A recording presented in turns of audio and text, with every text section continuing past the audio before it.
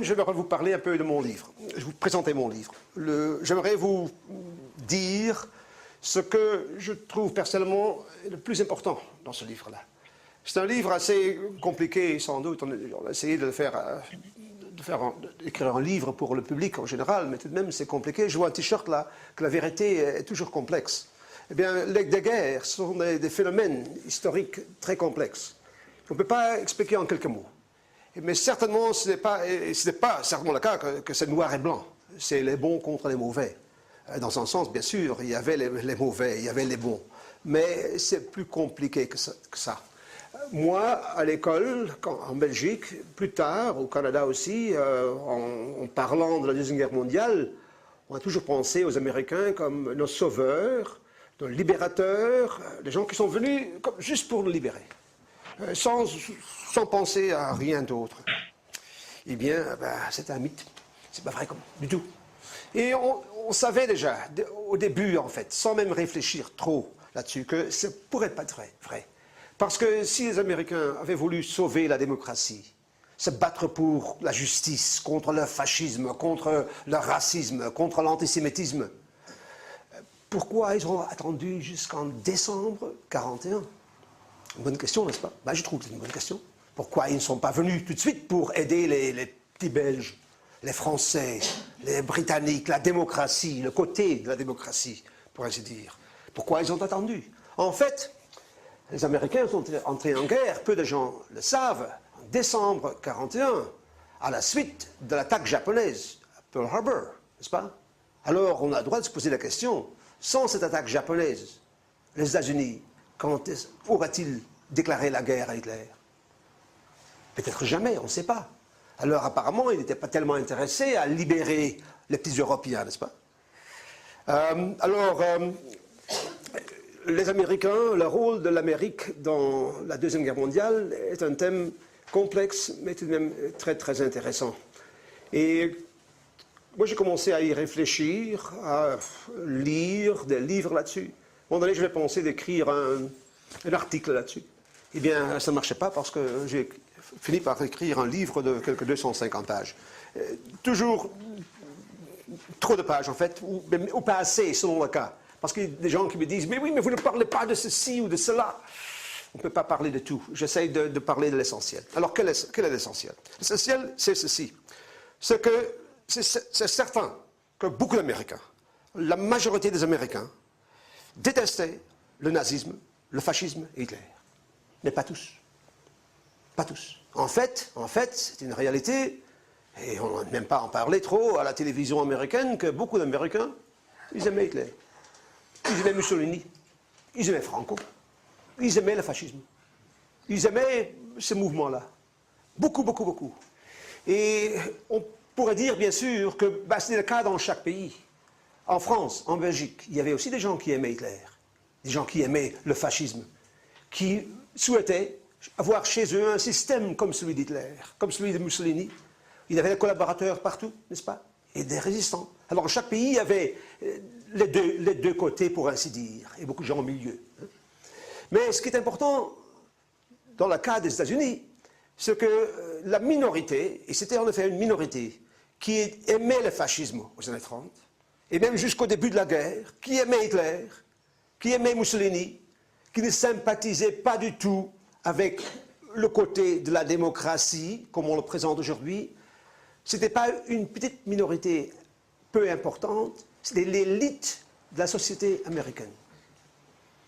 Et quand je parle de cette élite de la société américaine, je parle d'une petite élite, même pas 2% de la population, qui a le pouvoir politique et surtout économique. En fait, c'est l'élite économique qui monopolise le pouvoir politique en Amérique. C'est toujours le cas aujourd'hui, vous le savez. Ce n'est pas une coïncidence que déjà en quelques années, on a 2 fois déjà un type de la même famille, Bush, qui devient président. Que chacun pense toujours à un Kennedy, peut-être comme le prochain candidat des démocrates. C'est un peu le même genre, la même famille. Bien sûr, il y a 2 partis, mais ça joue pas un grand rôle. Alors, cette élite américaine, l'élite du pouvoir, comme on dit en Amérique, de power elite, pour le dire en anglais, était pour Hitler. Ils aimaient Hitler. Jusqu'à quand? En 39, oui. 40, oui. 41. Il les met en fait, même après Pearl Harbor. Et comment est-ce que nous savons ça? Ou plutôt, pourquoi? Je veux dire pourquoi. Cette élite américaine avait, avant la guerre, de grands problèmes. Parce que pour expliquer la guerre, il faut commencer après la guerre. Et en fait, quand on parle de la guerre, on doit aussi parler de l'après-guerre. La guerre n'est pas un phénomène historique unique qui est là tout d'un coup. Et qui après, c'est fini. C'était comme un mauvais rêve. Non, ça continue. Alors, il faut connaître la préhistoire de la guerre afin de comprendre la guerre. Alors, aux années 30, cette élite américaine avait un grand problème. En fait, ils avaient deux problèmes. Et il faut savoir ça afin de comprendre leur attitude envers le fascisme et Hitler. Le premier problème, c'était le grand problème des années 30. C'était la dépression. C'est la grande crise économique. Vous en avez entendu parler, n'est-ce pas? Mais souvent, on vous présente dans le livre d'historien la crise économique, c'est dans les années 30 et après c'est de la guerre. Mais il y a un lien entre les deux, il ne faut jamais oublier ça. La crise économique, c'était dur en France, c'était dur en Allemagne, et c'était dur en Amérique. Et c'était quel genre de crise, cette crise-là? Eh bien, la crise économique en Amérique, c'était comme la crise ici, le problème c'était la surproduction. L'industrie américaine était devenue tellement efficace, tellement productive, qu'on produisait trop pour pouvoir vendre toutes ces choses-là au public américain. Pensons par exemple au cas de l'industrie de l'automobile. Pensons à Henry Ford, le plus grand industriel de l'Amérique de l'entre-guerres. Lui, en fait, avait introduit des systèmes pour améliorer la productivité. Auparavant, on produisait une voiture par jour dans une usine à Détroit, et après les innovations de Henry Ford, on produisait 20, 100 automobiles par jour. Mais qui allait acheter ces automobiles-là? L'Américain moyen, à ce moment-là, n'était pas riche. Aujourd'hui, on pense facilement que tous les Américains sont riches. Eh bien, c'est une illusion. Même aujourd'hui, la majorité des Américains ne sont pas riches. Et d'ailleurs, le taux de la pauvreté en Amérique, c'est 20% de la population. Ça fait combien de personnes? 40 millions. 40 millions, c'est une majorité en France, n'est-ce pas? C'est des gens qui sont officiellement pauvres. Aujourd'hui, aux années 30, les Américains étaient beaucoup plus pauvres qu'aujourd'hui. Alors acheter une automobile de M. Henry Ford, c'était impossible. Et pourtant, on en produisait tout le temps. Alors, c'était cette crise, la surproduction, qui veut dire que les gens ne pouvaient pas acheter, alors on fermait les usines, il y avait trop de stock. Alors comme ça, il n'y a plus de chômage. Alors, il y avait le chômage, il y avait toutes sortes de problèmes sociaux. Et bien sûr, le plus important du point de vue de M. Ford et ses collègues, on peut dire, je crois, les grands capitalistes américains, c'est que les profits n'étaient pas comme auparavant. Ils ne devenaient pas pauvres, hein, ils avaient toujours leur belle villa, bien sûr, mais tout de même, ils ne gagnaient pas les sous qu'ils voulaient gagner. C'est un problème, un grand problème. Alors, comment résoudre cette crise économique? Comment trouver une solution pour cela? Deuxième problème, c'est qu'en Amérique, aux années 30, la situation était différente. Il y avait en Amérique quelque chose qui, apparemment, il n'y en a plus, c'est des rouges. C'était des gens qui s'appelaient socialistes, anarchistes, communistes. Il y en avait beaucoup, beaucoup, beaucoup en Amérique. Impossible à croire aujourd'hui, mais c'est un fait historique. Après la révolution russe, il y avait en Amérique beaucoup de sympathie pour le bolchevisme, pour le communisme. Il y avait un parti communiste, il y avait un parti socialiste. Ils avaient un certain succès aux élections. Et eux proposaient une solution pour la crise dont je viens de parler. Quelle solution? Bien, une solution radicale. Un autre système. Un système comme dans l'Union soviétique. Est-ce que cette solution-là, c'était la solution voulue par M. Ford et ses copains? Eh bien sûr non. Eux, ils voulaient une solution de la crise au sein du système, sans changer le système même.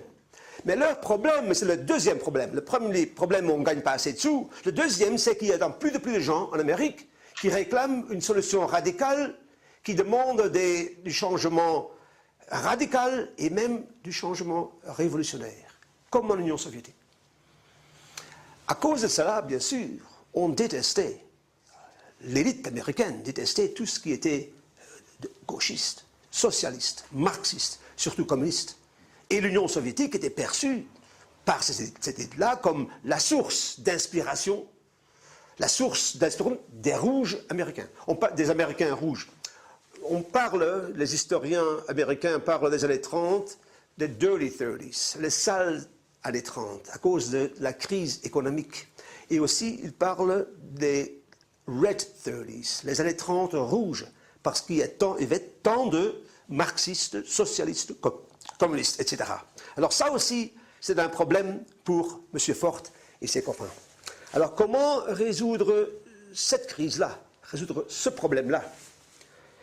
Eh bien, vers le milieu des années 30, petit à petit, l'élite américaine s'est aperçue, s'est rendue compte qu'il y avait tout de même une solution à leur goût. Mais plus tard, ils se sont aperçus qu'il y avait une autre solution, encore meilleure. Je vais vous présenter ces deux solutions. La première solution s'appelait le fascisme. La deuxième solution s'appelait la guerre. Ok? Alors, il y a des gens qui disent, mais comment pouvez-vous dire que pour l'élite américaine, le fascisme, qui est même un phénomène européen, était perçu comme une solution pour les problèmes économiques et sociaux de l'élite américaine aux années 30, parce qu'il n'y avait pas de mouvement fasciste en Amérique. Eh bien là, la réponse est assez simple. Si, il y avait des mouvements fascistes en Amérique. Il y en avait. Et ils ont joui du support, ils ont été financés par ces grands capitalistes américains, comme ça avait été le cas en Italie et en Allemagne. Mais ce n'est pas nécessairement ça ce que je veux dire. Ce n'est pas comme si M. Ford et ses amis et ses collègues voulaient installer un système fasciste à Washington. Non, mais ils aimaient ce que Hitler et Mussolini avaient fait chez eux. Parce que, du point de vue de l'élite américaine, Hitler et Mussolini avaient résolu les deux problèmes qu'ils avaient chez eux, en Allemagne et l'Italie.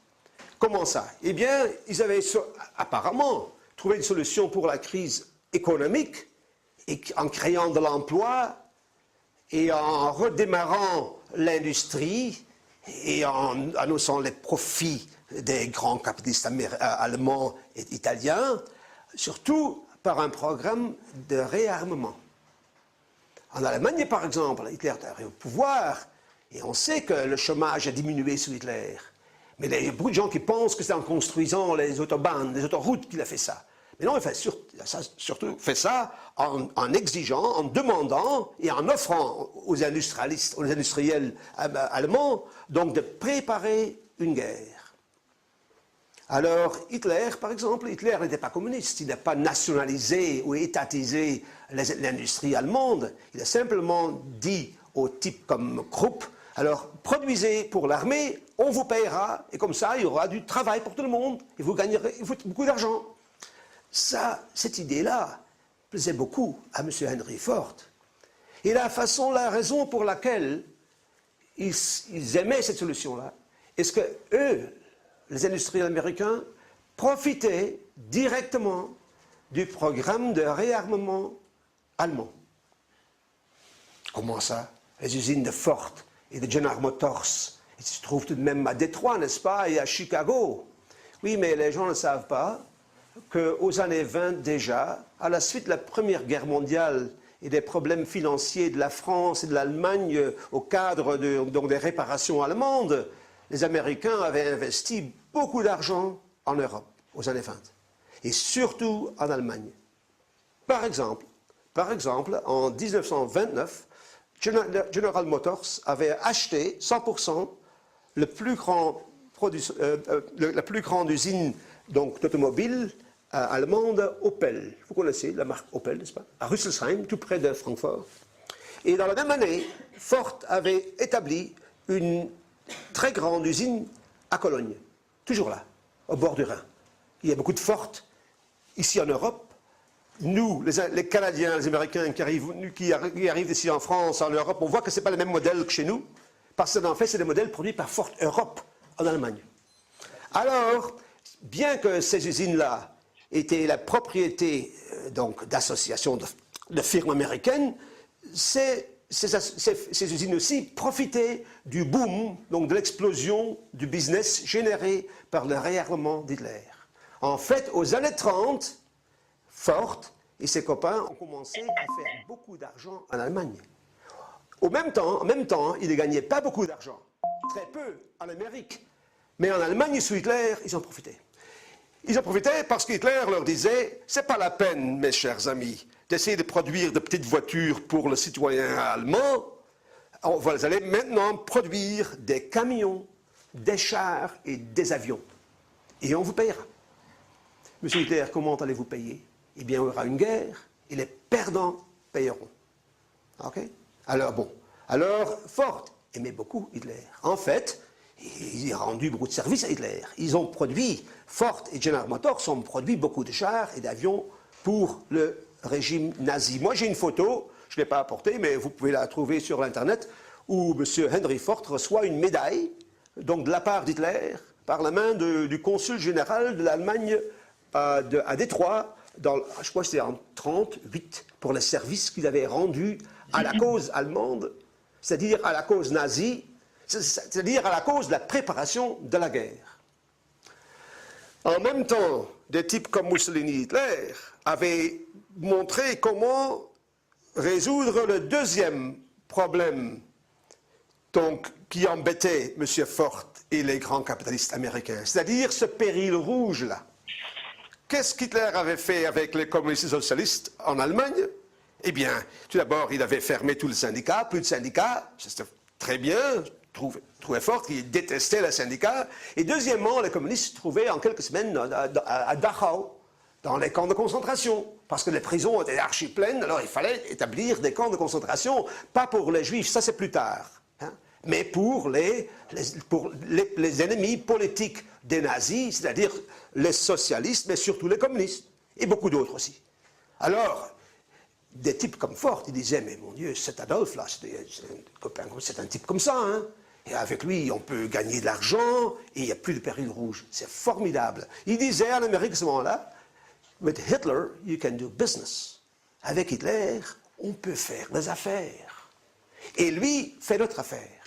Mais même mieux, parce qu'Hitler avait montré comment on pouvait éliminer le péril rouge donc, dans chaque pays. Hitler l'avait fait en Allemagne, Mussolini l'avait fait en Italie, et eux, en Amérique, ils espéraient avoir quelqu'un qui ferait la même chose en Amérique. Mais plus que ça, Hitler, dans Mein Kampf, avait écrit clairement quels étaient ses plans pour la guerre. Cette guerre qui devait venir, c'était la guerre contre l'Union soviétique, le berceau du communisme, la source d'inspiration des Américains rouges, n'est-ce pas? Alors quand, durant un dîner d'affaires d'un grand manager de, disons, IBM ou ITT, qui était là aussi implanté en Allemagne, et M. Göring, qui était le tsar économique du régime nazi, quand il parlait donc du bon business qu'on fait ensemble, sans doute, à un moment donné, un Américain a dit « Monsieur Göring, c'est un plaisir de faire des affaires avec vous, c'est formidable, et on va vous livrer ces camions-là, et ces chars, et ces avions, pas de problème. Mais alors, ça veut dire que vous préparez la guerre, n'est-ce pas? » Ah oui, oui, c'est certain, il y aura la guerre, ça c'est certain, il y aura la guerre. Et c'est pas notre business, hein, parce que nous, on produit les choses, et là, vous achetez, moi je ne pose pas de questions. Mais entre nous, cette guerre-là, vous allez attaquer qui? La France? La Belgique, peut-être? Dis-moi, entre nous, hein? Ben non, Göring a dit, ben non, la France, les gens ne l'intéressent pas, on va attaquer l'Union soviétique. Ouais, ça c'est intéressant. En fait, ça c'est formidable. Hitler, c'est un rêve. Ce type-là, il fait tout pour nous. Il va non seulement, avec lui, on gagne de l'argent, il élimine les rouges, et maintenant il va exterminer, en finir avec la source du communisme en Union soviétique. C'est un type comme ça. Cette guerre, c'est pour quand? Il ne faut pas croire que les Américains, les cités américaines avaient peur de la guerre. Non, ils se réjouissaient déjà d'avance de cette guerre. C'est une guerre qui allait en terminer. une fois pour toutes, avec ce problème qui représentait pour eux l'existence de l'Union soviétique. Okay? Alors, tous ces gens-là, ils ont produit pour les nazis. Je parle de Ford et de General Motors. À Rüsselsheim, à côté de Francfort, General Motors produisait surtout des avions Junkers 88, des bombardiers, qui, quelques années plus tard, ont bombardé la Belgique, la France, Londres, produits par les Américains. Okay? Ford à Cologne a produit surtout des chars et des camions. Vous savez, quand les Américains et les Canadiens ont débarqué en Normandie, ils ont capturé leurs premiers chars et camions allemands, ils ont regardé, c'était les mêmes moteurs qu'ils avaient dans leur camion. Okay? Autre chose, on faisait du business avec Hitler, on y gagnait beaucoup d'argent, hein, beaucoup d'argent. Mais est-ce que vous avez jamais réfléchi à ce problème de l'Allemagne nazie? L'Allemagne, pour gagner la guerre, a préparé une nouvelle formule, a utilisé une nouvelle formule de guerre. La guerre éclair, n'est-ce pas? Blitzkrieg, guerre éclair. C'était quel genre de guerre? Eh bien, les Belges, les Français, a utilisé une nouvelle formule de guerre. La guerre éclair, n'est-ce pas? Blitzkrieg, guerre éclair. C'était quel genre de guerre? Eh bien, les Belges, les Français, ils pensaient toujours 14-18, nous sommes là dans nos tranchées, ligne Maginot, où sont-ils? Quand ils arriveront, ce sera comme en 17 à Verdun. L'avantage, c'est la défense, n'est-ce pas?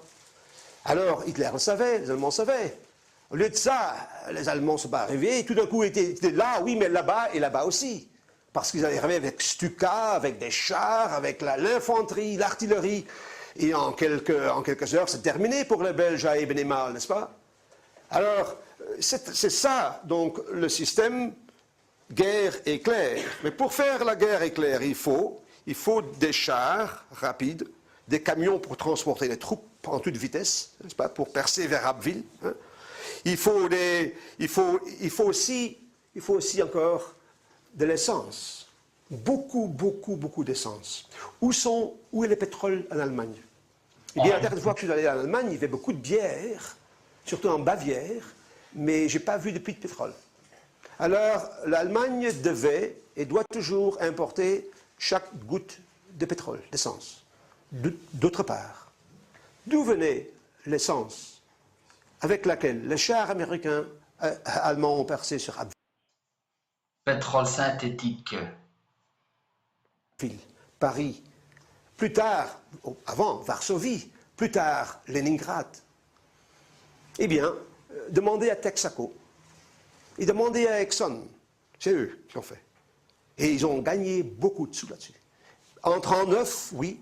En 1940, oui. En 1941, oui. Vous savez, en été 41, quand les chars allemands se trouvent devant Moscou et Leningrad, vous savez quel pourcentage de huile à moteur donc utilisée par les Allemands venait des sources américaines? Un chercheur allemand m'a montré le document.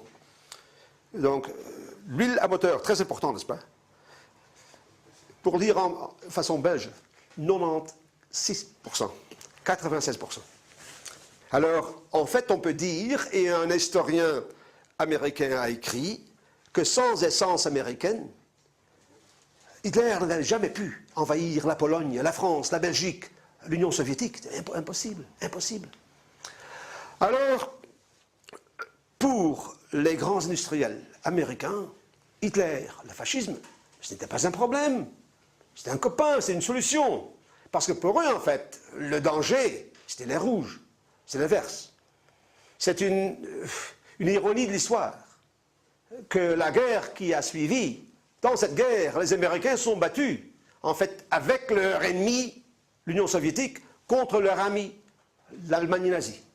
Et moi, j'ai trouvé quelque part, je cite dans mon livre, je cite un général américain, des généraux qui discutent pendant la guerre à West Point, ils disent, cette guerre est idiote, parce que nous battons contre le mauvais ennemi, avec le mauvais allié.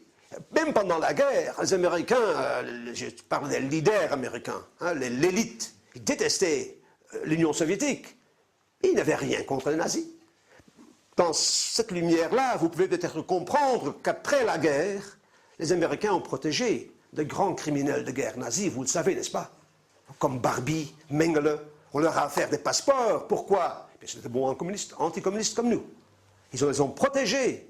Et tout ce qui est antifasciste, on l'a foutu en prison. Pas tous, mais beaucoup d'entre eux. On a parlé de Brecht, justement. Hein, on lui a causé des difficultés. Parce que les antifascistes, on n'aimait pas.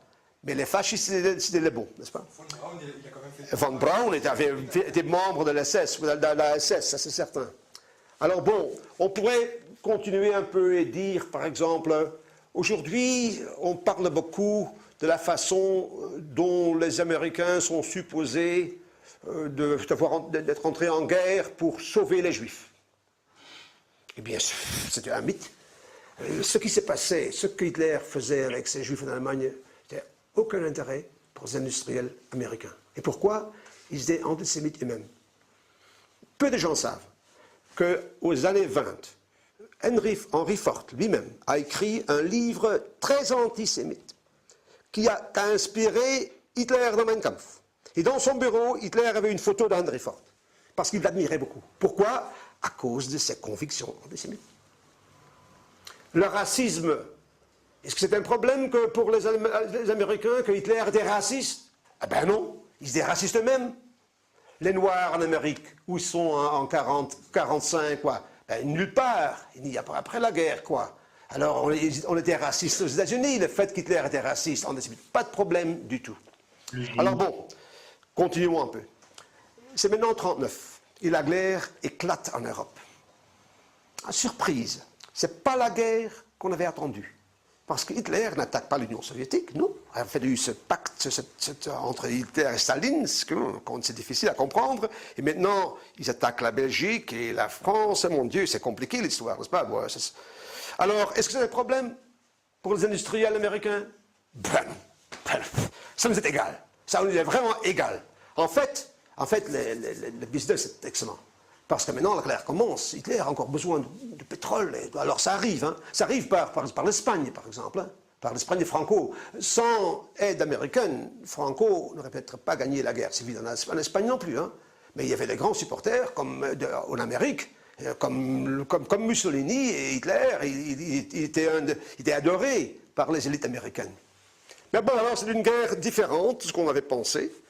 Mais bon, alors la guerre contre l'Union soviétique, ça viendra encore plus tard peut-être. Mais entre-temps, on profite beaucoup de ça. Hein. On profite beaucoup. Les investissements américains en Allemagne, avant l'arrivée au pouvoir d'Hitler, ils ne gagnaient pas beaucoup d'argent. Aux années 30, ça commençait. Et en 39, en 40, ils ont gagné beaucoup d'argent. Mais bien sûr, à un moment donné, Hitler a déclaré la guerre aux États-Unis. Je répète, Hitler a déclaré la guerre aux États-Unis, pas l'inverse.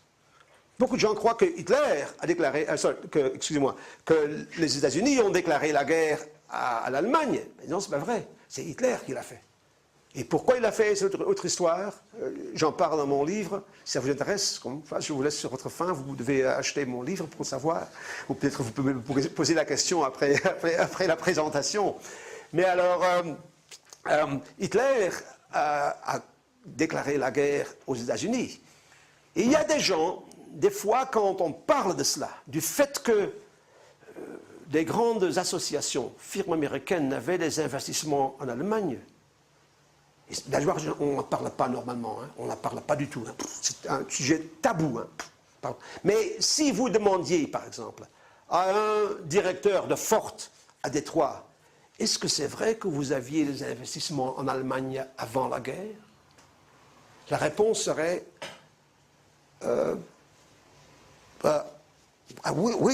oui, je crois. Oui, c'est vrai. Pourquoi vous voulez savoir? Hein? Oui, alors, bon, mais alors vous avez des investissements en Allemagne, alors vous avez travaillé pour le régime nazi. Oui, mais pourquoi vous voulez savoir? Vous voulez poser des questions. Et si vous demandiez, par exemple, quand la guerre a commencé, vous avez livré des camions, etc. Oui. Mais oui, on était neutre, hein, attention. Hein. Alors là, il ne faut pas oublier qu'en 1939, en 1940, c'était la guerre en Europe, et nous, on était neutres, on avait tout de même le droit de produire et de vendre. Ça, c'était pas notre affaire. Hein. Les Suisses les Suédois ont aussi vendu du matériel de guerre aux Allemands et n'importe qui, n'est-ce pas? Alors nous avons le droit. Mais oui, oui, oui, monsieur, mais après Pearl Harbor, quand il y a eu la guerre, quand Hitler a déclaré la guerre aux États-Unis, qu'est-ce qui s'est passé avec vos investissements? Alors là, la réponse serait quelque chose comme ça. Ouais, j'ai jamais pensé à ça. Ben oui, qu'est-ce qui s'est passé? Je dois réfléchir. Ah, oui, oui. Les nazis, ils ont confisqué tout. Ils ont tout confisqué. Ah, bon, alors, non. Et, en 1945, on a récupéré nos investissements. Ah oui, c'est comme ça. Est-ce que c'est vrai? C'est un mensonge. Pas vrai du tout. Tout est resté comme auparavant. Les nazis n'ont rien confisqué. C'était, comme on dit en anglais, business as usual. Les affaires continuent. Et continuent bien. Même après Pearl Harbor, les nazis n'ont rien confisqué. C'était, comme on dit en anglais, business as usual. Les affaires continuent. Et continuent bien. Même après Pearl Harbor, Ford, General Motors, IBM, ITT ont gagné beaucoup, beaucoup d'argent en Allemagne. Je parle par exemple de IBM. Vous savez, il y a un livre sur le rôle d'IBM sous le nazisme qui est assez connu. Et ITT produisait, ITT, le téléphone, Bell, produisait un des chasseurs les plus formidables des Allemands, là, ce chasseur de nuit, le Focke-Wulf. Ça vous dit quelque chose, Focke-Wulf? Pour ceux qui connaissent un peu l'équipement, le matériel de guerre des Allemands, c'était produit par ITT. Et vous savez, quand il y avait la guerre éclair, et voilà le petit Belge à Ebedémal qui attend l'arrivée des soldats allemands, et tout d'un coup, il y a des infanteries qui attaquent, il y a des Stuka, il y a des chars un peu partout. Les surprises étaient énormes. Mais est-ce que vous vous demandez, est-ce que c'était difficile pour les Allemands d'attaquer en même temps? Parce que les avions décollent, les chars attaquent, ils doivent arriver tous en même temps.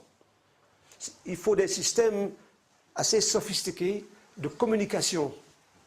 Qui a livré ces systèmes de communication? Voilà, ITT, Bell. Alors, la technologie, toute la technologie de la guerre éclair, dans un sens, a été fournie par l'industrie américaine. Mais revenons à nos moutons, pour ainsi dire, pendant la guerre. Alors, même après Pearl Harbor, les grands investissements américains en Allemagne ont continué à produire pour l'effort de guerre nazi. Et Hitler et les nazis ont continué à payer les factures. Qu'est-ce que les Américains ont fait avec cet argent-là? Et il y a encore d'autres questions concernant ce problème-là. Ford, par exemple, avait une usine gigantesque à côté de Cologne, au bord du Rhin, facile à identifier, même de 2 km ou 3 km. Pendant la guerre, les Alliés ont bombardé Cologne, toutes les églises, cathédrales, tous capoutes. Pas une seule bombe n'est jamais tombée sur l'usine de Ford à Cologne. À Cologne, les gens qui ont vécu la guerre vous diront que pendant un bombardement allié, l'endroit où on était en sécurité, c'était la grande usine de Ford au bord du Rhin. Pourtant, est-ce qu'on ne savait pas? Ben oui, on savait. Mais les Américains disent, c'est à nous ça, on ne bombarde pas notre propriété. La même chose à Rüsselsheim. La même chose aux usines aux côtés de Stuttgart de IBM, on n'a pas bombardé. Pendant la guerre, tout de même, les Américains en Allemagne avaient quelques problèmes. Parce que, par exemple, la guerre éclair, ça devait marcher bien en Pologne. Ça marchait en Belgique et en Hollande, ça marchait en France, et ça devait marcher en Union soviétique. Ah oui, ça devait marcher. Quand la guerre a commencé en Union soviétique, en juin 1941, on a demandé à un spécialiste en Allemagne, ça va durer combien de temps là? 6 semaines. Ça sera terminé en 6 semaines. C'était l'avis donc du Oberkommandeur der Wehrmacht à Berlin. Et à Washington et à Londres, quel était l'avis des spécialistes là? Eh bien, on disait 6 semaines. À Washington et à Londres, on était d'accord 6 semaines. On a dit, je cite un général américain qui a dit, l'armée allemande va craquer l'armée rouge comme un œuf, comme ça. Et un spécialiste britannique a dit, l'armée allemande va passer, donc je ne sais pas comment le dire en français, mais va couper, donc l'armée rouge comme un couteau chaud dans le beurre, comme ça. Alors bon, ça commence bien, mais après 6 semaines, il n'y avait toujours pas la victoire, n'est-ce pas? Et la victoire n'est jamais venue. Ça voulait dire, parce que cette guerre éclair avait un côté militaire, mais aussi un côté économique. Parce que Hitler savait, il n'était pas bête, que l'Allemagne avait perdu la Première Guerre mondiale, pas à cause d'une infériorité militaire, mais à cause de cet encerclement par les Alliés et le manque de ressources telles le pétrole, etc. En fin de compte, les Allemands n'avaient plus rien en 18. Du point de vue militaire, ils étaient toujours très forts. Ils ont encore lancé une offensive gigantesque au printemps 18, vous le savez. Ils ont en fait, pour ainsi dire, arraché la défaite de la gueule de la victoire. Pour traduire l'image, quoi, métaphore anglaise. Alors Hitler savait que pour gagner une guerre, l'Allemagne devait gagner vite. Parce qu'une guerre prolongée, l'Allemagne ne pouvait pas gagner. Tandis que les ennemis de l'Allemagne, l'Union soviétique, les Britanniques, les Américains avaient des ressources partout au monde. Alors, victoire rapide ou défaite? Victoire rapide ou défaite? La victoire rapide